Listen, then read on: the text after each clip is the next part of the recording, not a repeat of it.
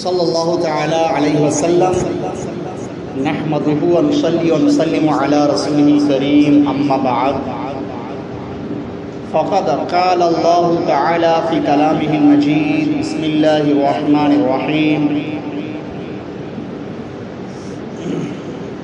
अला बिज़िक्रिल्लाहि तत्मइन्नुल क़ुलूब सदक़ल्लाहुल अलियुल अज़ीम व सदक़ रसूलुहुन नबियुल अमीनुल मतीनुल करीम बअदहु फ़ी शान हबीबिहिल करीम इन्नल्लाह व मलाइकतहु युसल्लूना अलन नबी या अय्युहल्लज़ीना आमनू सल्लू अलैहि व सल्लिमू तस्लीमा अल्लाहुम्मा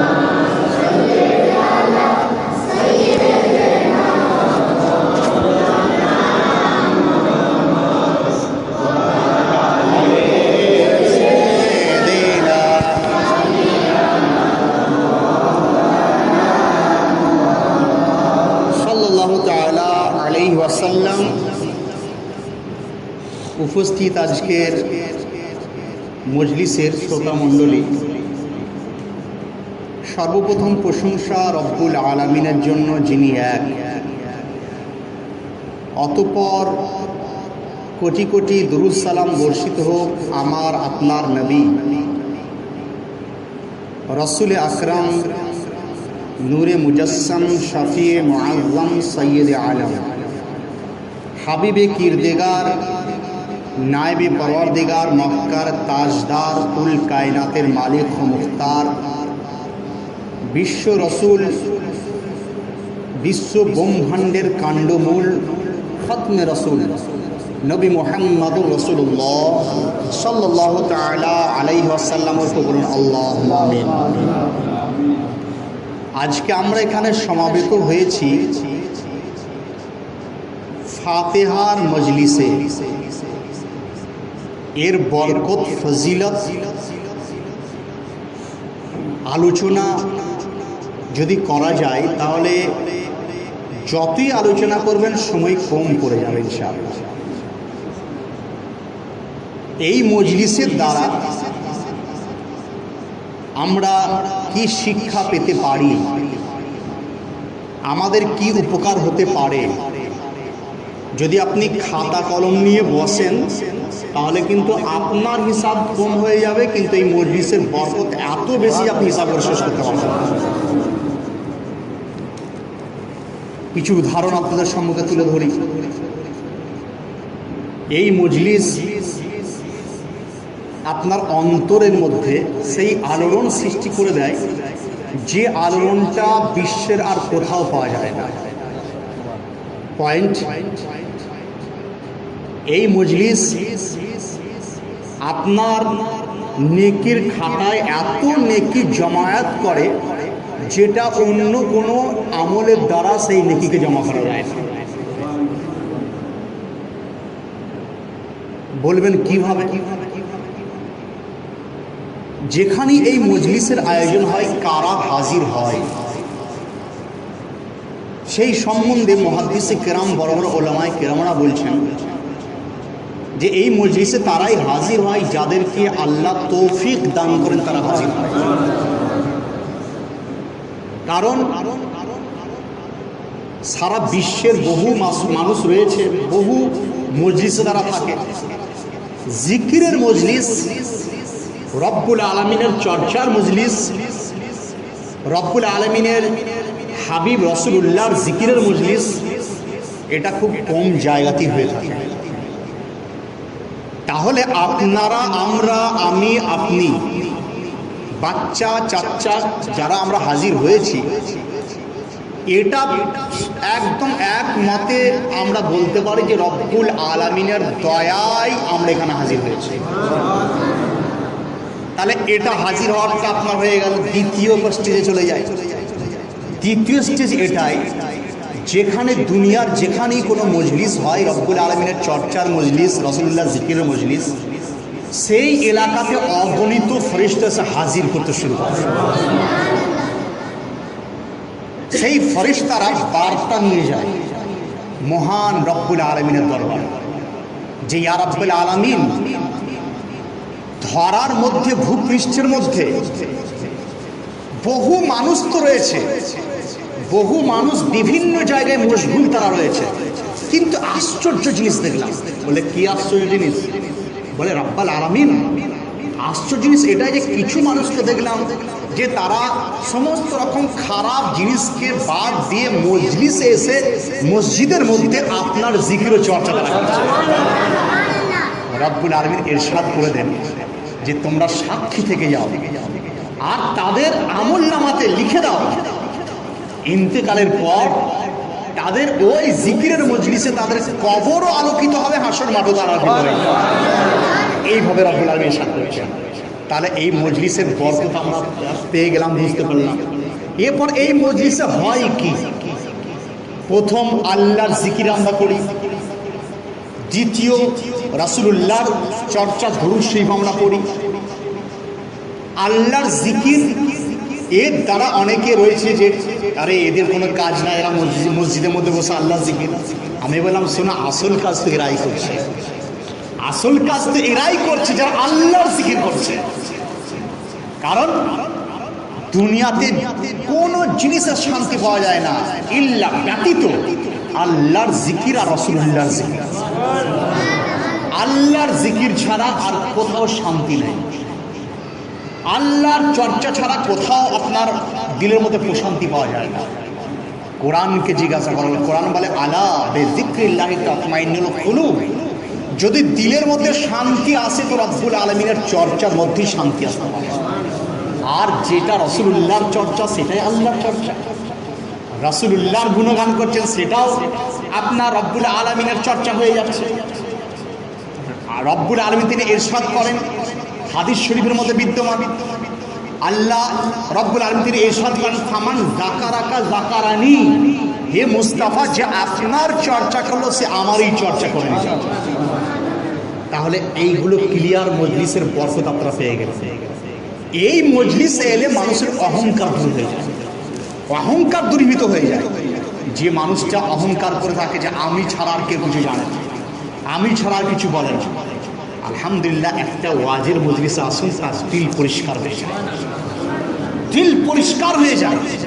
দেখুন দুনিয়াতে বেশিরভাগ রোগ আছে যার ওষুধ পাওয়া যায়। আমার আকাই কারিম তিনি বলছেন যে লিকুল্লি দাইন দাওয়া, প্রত্যেকটা রোগের ওষুধ আছে। জন্ডিস, জ্বর, সর্দি, কাঁপানি, হাঁপানি ইত্যাদি হাবি যাবি। কিন্তু এমন কিছু রোগ আপনাদের সম্মুখে আমি আজকে তুলে ধরবো যেগুলোর কোনো ওষুধ দুনিয়াতে নাই, বুঝলেন। যত ডাক্তারখানা আপনি ঘুরবেন, যেখানেই যান সব ফেলিওর হয়ে যায়। এই মজলিসের বরকতে সেই রোগ ভালো হয়ে যায়। কি কি রোগ? নীরোগ, যে রোগগুলো আপনার কখনো ভালো হয় না, ডাক্তার পারে না, কোনো বৈদ্যি হাকিম পারে না।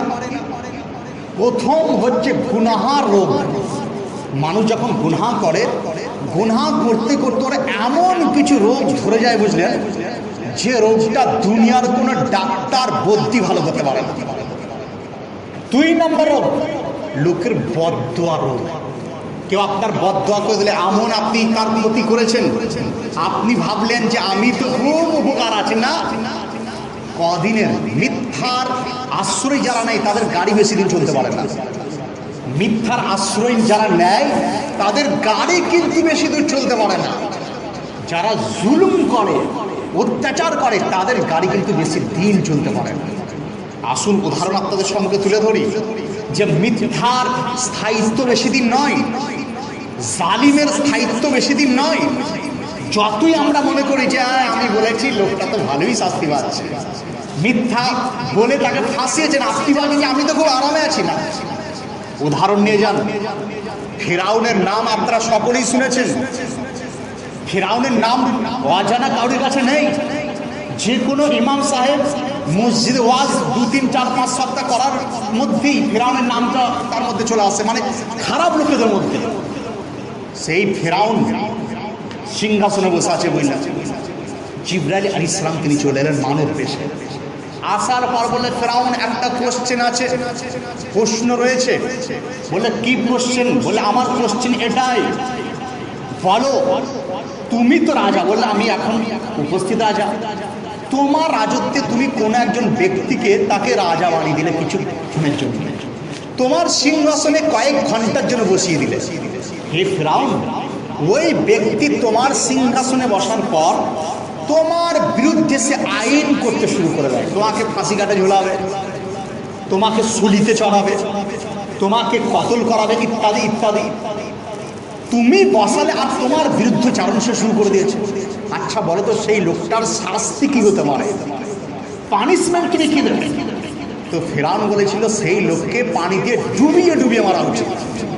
ডুবাও, উঠাও, আবার ডুবাও, আবার ওটা গোটা মেরে মেরে তাকে মানে ডুবিয়ে মারা। একবার তুলে দাও, আবার ডুবিয়ে দাও, আবার তুলে দাও, আবার ডুবিয়ে দাও। জিবরিল আলাইহিস সালাম বলছেন সঠিক বলছো তো? ওয়াদাই পাক্কা? বলে একদম। লিখে দিতে পারবেন? একদম। জিবরিল আলাইহিস সালাম তিনি খাতা কলম দিলেন, ফিরআউন লিখে দিলেন যে কোনো লোক তাকে সিংহাসনে বসা হলে সে যদি তার প্রভুর নামে তার বাদশার যদি বিরোধিতা করে তাহলে তাকে গোতা দিয়ে দিয়ে ডুবিয়ে মারা উচিত। বলে লিখে দিলে, বলে সই করে দাও। সই করে দিল। যে ফিরআউন বলেছিল যে পানি আমার হুকুমে চলে মাআযাল্লাহ, যে ফিরআউন বলতো যে বাদশা যদি থাকে আমি একাই আছি নাউযুবিল্লাহ, যখনই আপনার নদীর কিনারাতে হাজির হলো, আলহামদুলিল্লাহ এই অধম আমি ওই নদীও দেখেছিলাম, মিশরের ফিরআউনের যে লাস্ট যে নদীটা হয়েছিল সেই নদীটাকে আপনার অনেকে নীল নদী বলে, কিন্তু নীল নয়, ওটা হচ্ছে আপনার লোহিত সাগরের মধ্যে।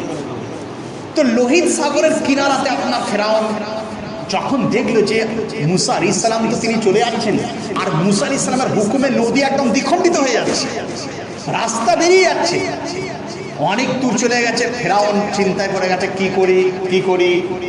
লোকেরা বলছে বাদশাহ ফিরআউন আপনিই তো বলতেন যে আমার কথা পানিতে শোনে, পানিতে নেমে যান, কি করি? আমি তো বলেছিলাম। হ্যাঁ, পানিতে যেই নেমে যাওয়া বুঝলেন এমন দুদিকে ঢেউ এসে তাদেরকে চিপতে শুরু করলো। এবার ওই গোতা দিয়ে দিয়ে বললেন নিচে থেকে উপরে, নিচে থেকে উপরে। যখনই নিচে ডুবছে উপরে উঠছে তখন বলছে কই আমার লোকেরা বাঁচাও আমাকে, আবার নিচে, আবার বাঁচাও। বারবার পানি খেয়ে পেট ফুলে গেছে। জিবরিল আলাইহিস সালাম হাজির সেই কাগজ নিয়ে। ফিরআউন বলে হ্যাঁ তুমি লিখেছিলে, তোমার লেখা? বলে হ্যাঁ। কি লিখেছিলে? এইটা লিখেছিলে কিনা যে বাদশার বিরোধিতা যদি কেউ করে, প্রভুর বিরোধিতা যদি কেউ করে তাকে পানিতে গোতা দিয়ে দিয়ে মারতে হবে, সঠিক কথা? বলে হ্যাঁ বলেছিলাম, এখন আমি ঈমান আনছি। বললেন না আর রাস্তা তোমার নাই। তাহলে 400 থেকে 450 বছর যে ফিরআউন গর্ব করত, অহংকার করত, কয়েক লক্ষ বাচ্চা ছেলেকে কতল করেছিল। কারণ সে আগে থেকেই খবর পেয়ে গেছিল যে এমন একটা বাচ্চা ছেলে জন্মাবে যে ছেলেটার হাতে আমাকে মরতে হবে, যে ছেলের হাতে আমাকে অত্যাচার করেছে। যে এই কথা শোনার পর 1 লক্ষ ছেলেকে কতল করেছিল, আর কয়েক হাজার মহিলার গর্ভ থেকে ছেলেদিকে নষ্ট করে দিয়েছিল। তাহলে বুঝুন সেই জালিম জুলুম তার কিন্তু সহ্য হয়নি, মানে তার জুলুম রব্বুল আলামিন বরদাস্ত করেননি, তাকে পানিতে ডুবিয়ে মেরেছিলেন। বোঝা গেল এর ওষুধ কিন্তু দুনিয়ার কোথাও নাই। জালিমের ওষুধ ওই ডুবিয়ে মারা ছাড়া। আরো কিছু আপনার জালিমের কথা আপনাদেরকে শোনাই। নমরুদের নাম শুনেছেন? বিখ্যাত আপনার বেঈমানদের মধ্যে নমরুদ যে নিজেকে রব বলে দাবি করেছিল, সেই নমরুদ বলেছিল আনা রাব্বুকুমুল আলা, আমি তোমাদের বড় রব। লোকেরা বললে আরে রব তো আমাদের আল্লাহ। ইব্রাহিম আলাইহিস সালাম তিনি বলছেন যে আমার রব তিনি যিনি মুর্দাকে জিন্দা করতে পারেন, জিন্দাকে মুর্দা করতে পারেন। তখনই নমরুদ বলল যে আমিও পারি। করেছিল কি, একজনের শাস্তি ফাঁসির সাজা হয়ে গেছিল, তো নমরুদ তাকে ফ্রি করে দিয়ে বললো দেখো এর ফাঁসির সাজাকে আমি মাফ করে দিলাম, তার মানে মুর্দাকে জিন্দা করে দিলাম, নাউজুবিল্লাহ। আবার একটা লোক রাস্তা দিয়ে যাচ্ছিল, তাকে নিয়ে এসে বললে কচু কাটা করে দেন, মেরে দিল, বলে দেখো জিন্দাকে মুর্দা করে দিলাম। তো ইব্রাহিম আলাইহিস সালাম তিনি বললেন বেকুফের মতো কথা বলো না, বেকুফের মতো কথা বলো না। আমার রব তিনি পূর্ব আকাশে সূর্যকে উদিত করে আর পশ্চিম দিকে তিনি অস্তমিত করেন। তুমি যদি পারো দেখিয়ে দাও। হা বুহিতাল্লাযী কাফার, কোরআন শরীফের মধ্যে ইরশাদ হয়েছে যে ফেরাও আপনার নমরুদ এখন নাস্তা নাবুদ হয়ে গেল, আসতে চলবে না। যখনই আপনার রব দাবি করত রব্বুল আলামিন শাস্তি দিলেন। একটা মাছি বুঝলেন এমন ভাবে তার নাকের মধ্যে প্রবেশ করলো, মাথার মধ্যে চলে গেল। নমরুদকে যতক্ষণ জুতো মারা হতো ততক্ষণ শান্ত থাকতে বুঝলেন। আর যখনই জুতো মারা শেষ আবার গা গা করে এমন আওয়াজ করতো যে কয়েক ক্রোশ দূর থেকে লোকেরা শুনতে পেয়ে যেত। বলা হলে এটা কিসের শাস্তি?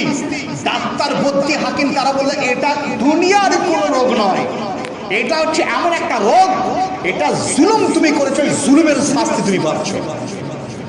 নিয়ে যান উদাহরণ, নমরুদকে দেখা করার জন্য যারা আসতো সে তো আপনার ওই চিৎকার করছে জুতো মারতেই হবে, না চিৎকার বন্ধ নয়। বাইরে সব জুতো সাজিয়ে রাখা হতো, 1 নম্বর 2 নম্বর 5 নম্বর 8 নম্বর 10 নম্বর সাইজের জুতো। যেমন দেখবেন কোনো লোকে যদি আপনার অসুখ পড়ে যায়, তাকে নামি দামি লোক আপনি দেখতে যান, কখনো আপেল নিয়ে যাচ্ছেন, কখনো আপনি বেদানা নিয়ে যাচ্ছেন, কখনো আপনি মিষ্টি নিয়ে যাচ্ছেন, কখনো অমুক নিয়ে যাচ্ছেন, কখনো হরলিক্স নিয়ে যাচ্ছেন। এটা হচ্ছে আমাদের রেওয়াজ। তো নমরুদকে যারা দেখতে আসতো বুঝলেন, কেতাব বলে তারা ওই মিষ্টি নয় জুতো নিয়ে যেত তাকে মারার জন্য। দুনিয়ার লোকের বোঝা প্রয়োজন যে এত বড় জালিম রব্বুল আলামিন যেমন রাস্তার ভিখারিকে বাদশাও করতে পারেন, বাদশাকে জুতো মারতে মারতে বিদায় তিনি করতে পারেন। এটা আমার রবের খুশি। 3 নম্বর উদাহরণ, যে জুলুমের শাস্তি দুনিয়ার কোনো ওষুধে আপনার রোগে, ওই দুনিয়ার কোনো ওষুধ তার আপনার হতে পারে না, ওই রোগের জন্য কোনো দুনিয়ার ওষুধ কাজ করে না। বিখ্যাত জালিম হাজ্জাজ বিন ইউসুফের নাম আপনারা অনেক হয়তো শুনেছেন, অনেকে শুনেননি। এত বড় জালিম, তাবেঈন মানে তাবেঈনদের জামানার সে জালিম ছিল। হাজ্জাজ বিন ইউসুফ এত বড়, তার সামনে কেউ যদি হাসতো বললেন অকারণে তাকে ধরে পিটাই করতো আর কখনো মেরেও দিতে বললেন, এত বড় জালিম। তার সামনে কেউ যদি অট্টহাস্য করতো তাকে নিয়ে এসে কুচুকাটা করে দিত। তার বিরুদ্ধে চারণ করলে তার তো আরো অন্য শাস্তি হতো। এত বড় জালিম সে ছিল। তো কেতাব বলে হাজ্জাজ বিন ইউসুফ একজন সাহাবী রাসূল, যার নাম সাঈদ বিন জুবাইর, যিনি এত বড় আল্লাহওয়ালা, রাতে বেড়াতে পুরো রাত ইবাদত করে কাটাতেন। তো সেই সাঈদ বিন জুবাইর একদিন মসজিদের মেম্বারে দাঁড়িয়ে তিনি বললেন যে প্রশংসা যদি আমরা করি আল্লাহর প্রশংসা করব, আর দরুদ যদি পড়ি রাসূলুল্লাহর নামে দরুদ পড়ব। যখনই এই কথা বলা হাজ্জাজের কানে গেল, লোকেরা বলে হাজ্জাজ, সাঈদ বিন জুবাইর সে তোমার জিকির করে না, তোমার নাম সে নেয় না। কারণ হাজ্জাজ বিন ইউসুফ বলেছিল যে মসজিদে খুতবার মধ্যেও যেন আমার নামটা চলে আসে, আমার চর্চা করা হয়। তো সাঈদ বিন জুবাইর বলেন অসম্ভব, কোন ফাসিক ফাজিরের চর্চা এই সাঈদ বিন জুবাইর সে করবে না, ফাসিকের চর্চা সে করতে পারে না। আরে বাবা, আলিম যারা খাঁটি আলিম যারা হয়ে থাকে তারা কোনো মানুষের পরোয়া করে না, কারণ রব্বুল আলামিন আমাদের জন্য যথেষ্ট। হাসবুনাল্লাহু ওয়া নি'মাল ওয়াকিল, রব্বুল আলামিন যথেষ্ট।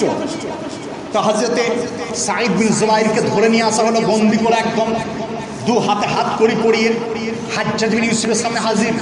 বললে, হে সাঈদ বিন জুবাইর, আমি শুনছি তুমি নাকি আমার নামটা নাও না খুতবার মধ্যে। তো সাঈদ বিন জুবাইর বলছেন সঠিক শুনেছো, একদম অরিজিনাল কথা শুনেছো। দেখুন প্রতিবাদ কাকে বলে, অরিজিনাল কথা। হাজ্জাজ বিন ইউসুফ রেগে গেল, বলছে জানো আমি তোমাকে কি শাস্তি দিতে পারি? এমন শাস্তি দেব যে শাস্তি আপনার দুনিয়ার লোক দেখেনি। বললে আমরা দৃষ্টান্তমূলক শাস্তি তোমাকে দেব। বললে তুমি শাস্তি দেওয়ার কে? আমি তো আমার রবের উপর ভরসা করি। বললে যাও একে কতল করে দাও। সাঈদ বিন জুবাইরকে যখন নিয়ে যায় তিনি হাসতে শুরু করেছে। বলছে হে হাজ্জাজ, তোর সাহস দেখে আমি আশ্চর্য হয়ে গেলাম যে তুই তো খালি আমাকে কতলই করবি, আর তুই কিছু করতে পারবি না। বলে তোর এত বড় স্পর্ধা? বলে হ্যাঁ। হাজ্জাজ বিন ইউসুফ বলেছিল যে সাঈদ বিন জুবাইরকে আমার সামনে কতল করো, আমার সামনে হত্যা করো, আমি দেখতে চাই। যখনই কতল করতে যাবে সে বলছে 1 মিনিট থামো। পশ্চিম দিকে মুখ, কেবলার দিকে মুখ তিনি করে নিয়েছেন। কেবলার দিকে মুখ করে নিয়ে বলছেন ইন্নী ওয়াজজাহতু ওয়াজহাল্লাযী ফাতারাস সামাওয়াতি ওয়াল আরদি হানিফা ওয়া মা আনা মিনাল মুশরিকিন। আমি কোন কাফিরের দিকে মুখ করিনি। ইন্নী ওয়াজজাহতু ওয়াজহাল্লাযী, আমার মুখকে আমি করে নিয়েছি আমার রবের দিকে, আমি মুখ করে নিয়েছি, আমার দিকে করে নিয়েছি। যখনই বলা হাজ্জাজ বিন ইউসুফ বলছেন মুখকে আমার দিকে ঘোরাও, আমার দিকে ঘোরাও। ওর দিকে যখনই ঘোরা মুখকে নামে তিনি বলছেন লিল্লাহিল মাশরিক ওয়াল মাগরিব ফাসাম্মা। এইভাবে আয়াতে কারিমা তিনি পড়ছেন যে রব্বুল আলামিনের জন্য সমস্ত দিক আল্লাহর জন্য। যে দিকেই থাকা যাক সেই দিকেই রব্বুল আলামিন তিনি আমাদেরকে মাদদ করেন। যখনই বলা আপনার তেলে বেগুন আপনার হাজ্জাজ বিন ইউসুফ হয়ে গেল, সে বলে আর মোটেই সব ইয়ে করো না, কতল করে দাও। তো সাইদ বিন জুবাইর তিনি বলেছিলেন একটা কথা শুনে দাও, দোয়া করলেন হে আল্লাহ এই জালিমের যেন শেষ খাদ্য যেন আমি হই, মানে আমার পরে যেন এই জালিম কারো উপর জুলুম করতে না পারে। কেমন বদদোয়া দিলেন দেখুন, যে আমাকে হত্যা করছে করুক, আমি যেন এর শেষ খোরাক যেন শেষ শাস্তিটা আমাকে দেয়, আর আমার পরে যেন আর কাউকে শাস্তি জালিম দিতে না পারে।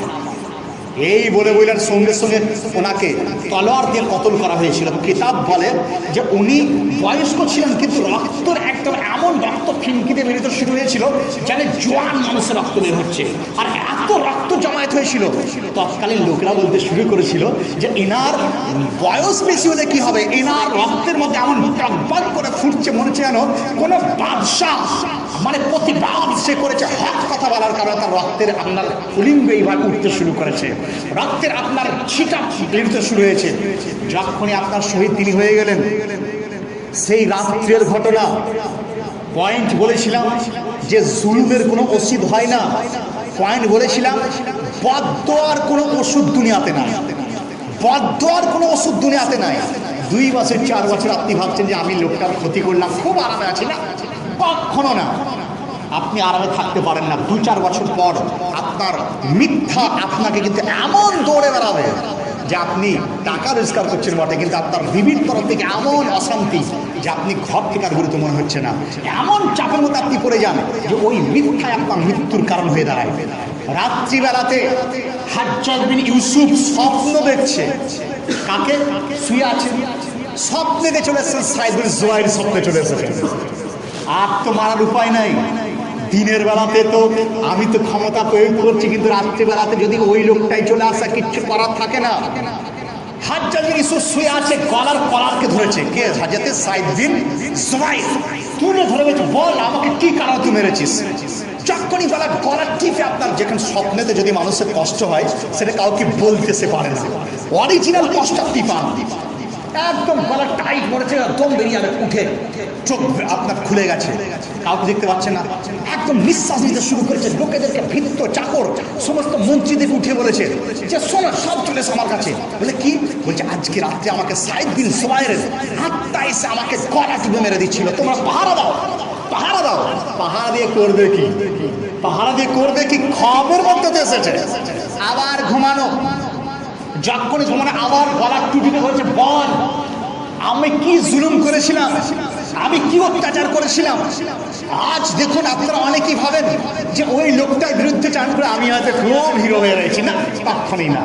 এই ঘটনাগুলো আপনাকে এমন ইম্পর্টেন্ট ঘটনা বলছি যেগুলো আমি বড় বড় জলসা স্টেজে তো বলে বুঝলেন, আপনাদের শিক্ষার উদ্দেশ্যে মজলিসে আসার পর যেন শিক্ষা পান, সেটা কিন্তু শিক্ষামূলক আলোচনা করার চেষ্টা করি। কি জুলুমের ফল বেশি দিন যায় না, জুলুমই আপনার মৃত্যুর তাড়নার কারণ হয়ে যায়। আর কাউরের বদদোয়াও যদি আপনার উপর লেগে যায় দেখবেন দুনিয়ার কোনো খাবার আপনার পেটে আর ভালো লাগে না, খাচ্ছেন গ্যাস হয়ে যাচ্ছে, খাচ্ছেন সুগার, খাচ্ছেন এই হচ্ছে, জানবেন যে নিশ্চয়ই কারোর ক্ষতি আমি করেছিলাম। নিজের মধ্যে রেজাল্ট বার করুন, নাতিজা বার করুন, যে ডাক্তারের ওষুধ খাওয়ার পরও আমি ভালো হচ্ছি, তার মানে কি নিশ্চয়ই কারোর বদদোয়া আমার উপর লেগেছে, কিংবা আমি কোনো জুলুম করেছি। যখনই নিজের প্রতি চিন্তা করবেন, আপনার অন্তরে একজন মুফতি বসে আছে, প্রত্যেকের দিলের মধ্যে একজন মুফতি বসে আছে, বুঝলেন, সে কিন্তু হিসাব রাখছে, সে কিন্তু জানে, সে কিন্তু বলবে তুই অমুক জায়গায় অমুক লোকের ক্ষতি করেছিলি, অমুক জায়গায় মিথ্যার আশ্রয় নিয়েছিলি, ওই লোকটাকে অনাচারে মারা হচ্ছিল, তুই যে তাদের সাথ দিয়েছিলি, ওই লোকটাকে অবিচারে অত্যাচার করা হচ্ছিল, তুই সাথ দিয়েছিলি। আপনার অন্তরের মুক্তি কিন্তু খাতাকে খুলে দেবে। সাইদ বিন জুবাইর 2-4 বার যখন এলেন আর তার ঘুম আসে না, বলে আর ঘুম হয় না। সেই রাত্রে যে ঘুম তার উঠলো, কিতাব বলে যে এমন রোগে সকাল থেকে সে আত্মনার তাড়না করে বেড়াচ্ছিল, চোখ বন্ধ হলেই সাইদ বিন জুবাইরকে সে দেখতে পাচ্ছে, চোখ বন্ধ হলেই গলা টুটি টিপে দেখছে। সে ঘুমাবে কি করে, ঘুমাবে কি করে? ঘুমানোর পরেই যদি দেখে যে টুটি আমার ধরে দেখছে, তার চেয়ে জেগে থাকা উচিত, জেগে থাকবো। এইভাবে আপনার কদিন আর জেগে থাকবে? এমন অবস্থা খারাপ যে ঘরের মধ্যে যে আপনার দৌড়তে দৌড়তে দেয়ালে মাথা ঢুকে দিচ্ছে, এইদিকে মাথা ঢুকে দিচ্ছে। মন্ত্রীরা আশ্চর্য হয়ে গেল। আর সবাই অনেকেই জানতে পেরেছিল যে বদদোয়ার তার লেগেছে, তাকে বদদোয়া লেগে গেছে সাইদ বিন জুবাইর। বলা হলো সমস্ত লোককে ডাকো, বাড়ির লোক পেরেশান, স্ত্রীরা পেরেশান, মন্ত্রীরা পেরেশান, ডেকে আনা হোক। ডাক্তার চলে এলো, বদ্যি চলে এলো, কেউ আর রোগ ধরতে পারে না। লাস্ট একজন আপনার খুব বিখ্যাত আপনার আলিম টাইপের ছিলেন, তিনি বললেন যে একটা আমি কিন্তু প্রয়োগ তোমার কাছে করবো, একটা জিনিস আমার বাকি রয়েছে যেটা আমি জানবো যে তোমার সঠিক রোগটা দুনিয়াবি রোগ না আখেরাবি রোগ, দুনিয়াবি কোনো বালা না আসমানি বালা, এটা আমি দেখতে চাই। বলে আচ্ছা কিভাবে? সে করলো কি, একটা কাপড়ের মধ্যে গোশের মাংসের টুকরোকে নিয়ে তার মুখের মধ্যে দিয়ে দিল, যেই মুখের মধ্যে দিয়ে দেওয়া আবার আমার একটা দড়িকে বাইরে আপনার বাইরে করে রাখলো, সেই বড়শির মতো কাঁটা দেওয়ার মতো, যখনই গলার মধ্যে যাওয়া সে আপনার গিলে নিয়েছে, আবার টেনে বার করলো। দেখা গেল যে সেই গোশের মধ্যে এত নোংরা আপনার কিলে মাকুরা, এত পোকা ধরে গেছে। তখন সঙ্গে সঙ্গে সেই বদ্যি বললো যে তোমার রোগ আর ভালো কেউ করতে পারবে না। বলে কারণ? বলে তোমার যেটা রোগ ধরেছে এটা কাউকে বদদোয়ার কারণে রোগ ধরে গেছে, বদদোয়ার কারণে। আর বলেছে যখনই ওই গোশের টুকরো বার করে যত লোক ছিল সব দৌড়ে সেখানে বেরিয়ে গেছিল, এত দুর্গন্ধ বের হয়েছিল। দুর্গন্ধর তার নাই, তাকে এমন একটা ঘরে বন্দি করে রাখা হয়েছিল বুঝলেন, যার সামনে লোকেরা হাসলে তাকে অত্যাচার করতো, যার সামনে মজা করে তাকে শাস্তি দেওয়া হতো। চিন্তা করুন আল্লাহর মার কেমন তার উপর পড়লো। লোকেরা দুর্গন্ধ, বিবি কাছে আসছে না, ছেলে কাছে আসছে না, মন্ত্রী কাছে আসছে না, চারিদিকে একদম লোহার ঘর করে তাকে রেখে দেওয়া হলো। খাবারও দিতে কেউ যায় না, এত দুর্গন্ধ যেন দম ফেটে যাচ্ছে। সঙ্গে সঙ্গে রাত্রিবেলা তো বলছে আওয়াজ পাওয়া যেত, তখন এসে এই দ্বারা ঠাং করে মারছে, আবার ওই দ্বারা ঠাং করে মারছে। এইভাবে বলেন মাথার ঠুকতে ঠুকতে সে মরে গেছে। বোঝা গেল যে আপনার যদি কাউরির বদদোয়া আপনার উপর লেগে যায়, দুনিয়াতে কোনো রোগ আপনার ভালো করতে পারে না। আমার চোখে কয়েকটা রোগীকে দেখা হইলেন, তাদের ওই বদদোয়া লেগেছে। তারা তো জানারও চেষ্টা করে না, আলিম মৌলবীরা বললে তো বলবে আরে ওরা তো বেশি জেনে গেছে। হ্যাঁ, আলিমরা তো বেশি জেনেছে বলেই তো আলিম বলা হয়। আলিম মানে জিয়াদা জাননেওয়ালা, যে বেশি জানে কোরআন হাদিসের জ্ঞান, তাকে আলিম বলা হয়। হযরত আলী শেরখুদা তিনি বলছেন যে তোমাদের মধ্যে সবচেয়ে জ্ঞানী লোক কে জানো? সবচেয়ে জ্ঞানী লোককে? তো তিনি ইশারাতান বলেছিলেন যার মধ্যে পৌরাণিক জ্ঞান আল্লাহ দিয়েছেন সে হচ্ছে জ্ঞানী লোক। আমার আসলে পাক দিনের ইরশাদ করছেন যে তোমাদের মধ্যে সবচেয়ে শ্রেষ্ঠ লোকের পরিচয়টা দেবো। ইয়া রাসূলুল্লাহ বলে দেন শ্রেষ্ঠ লোকটাকে। তো হুজুর পাক তিনি ইরশাদ করেছিলেন যে তোমাদের মধ্যে শ্রেষ্ঠ ব্যক্তি হচ্ছে সেই মান তাআল্লামাল কোরআন ওয়া আল্লামা, যে কোরআন শিক্ষা দেয় এবং কোরআন শিক্ষা গ্রহণ করে, সেই হচ্ছে অতি উত্তম লোক। তো যাই হোক, তাহলে এখানে নসিহত আমরা এটাই পেলাম যে যদি আমরা কারোর অত্যাচার করি, অবশ্যই আমরা সেই অত্যাচার বুঝতে হবে, তার কাছে মাফ আপনারা চেয়ে নেবেন। আর দ্বিতীয়, যদি মিথ্যা কখনো বলে থাকেন তার তওবা করে নেবেন। কারণ মিথ্যা হচ্ছে এমন একটা জিনিস যে মানুষের একদম মৃত্যুর কারণ হয়ে যায়, তার পিছনে তাড়না করে বেড়ায়। টাকা থাকতেও তার কোনো শান্তি তার মধ্যে থাকে না। রব্বুল আলামিন যারা আজকে আমাদের এই নসিহতের মানে এই ওয়াজের মজলিসের দ্বারা আমাদের শিক্ষা লাভ করার তৌফিক দান করেন এবং আমাদেরকে মিথ্যা থেকে বাঁচিয়ে রাখেন, গীবত থেকে বাঁচিয়ে রাখেন, পরচর্চা থেকে বাঁচিয়ে রাখেন, জুলুম করা হতে বাঁচিয়ে রাখেন, আর সমস্ত গুনাহ কাবায়ের থেকে সাগায়ের থেকে আমাদের বাঁচার তৌফিক দান করেন। ওয়া আখির দাওয়ায়া ওয়া আলহামদুলিল্লাহি রাব্বিল আলামিন। আসসালামু আলাইকুম ওয়া রাহমাতুল্লাহি ওয়া বারাকাতুহু।